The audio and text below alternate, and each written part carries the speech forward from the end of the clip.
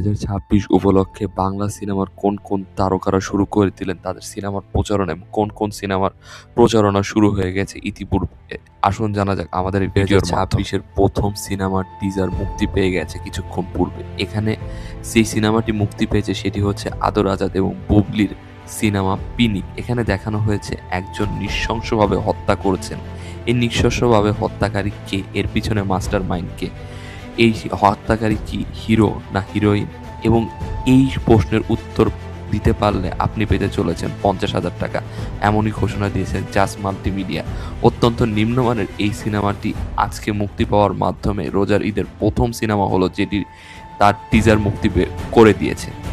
আজকে এই সিনেমার পুরো টিমকে দেখা গেছে তাদের প্রথম প্রচারণার কাজ হিসাবে ওয়াটার শো এর প্রথম এপিসোড শুট করার জন্য, যেটি এবার রোজার ঈদের সিনেমার প্রচারণা হিসেবে তাদের জন্য কাজ করবে।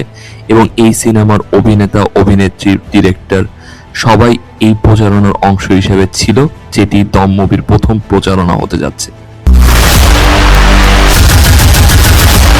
রাক্ষস সিনেমার টিজার আসতে যাচ্ছে এমনই ঘোষণা দিয়েছেন মেহেদী হাসান হৃদয়।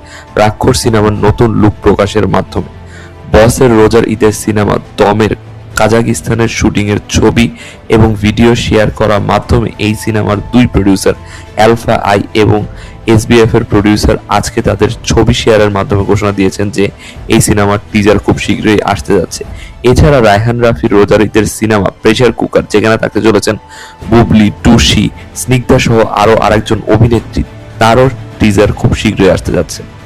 চরণা বনলতা এক্সপ্রেস নামক বাংলা সিনেমা, যেটি ইতিপূর্বে ঘোষণা হয়ে গেছিল, এখানে কারা কারা থাকতে যাচ্ছেন উৎসবের ডিরেক্টরের সিনেমা।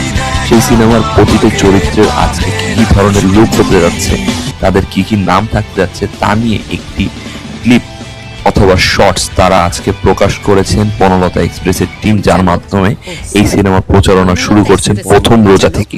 তাদের নতুন পোস্টার মুক্তির মাধ্যমে আজকে তাদের প্রচারণা আরো জোরদার করলেন।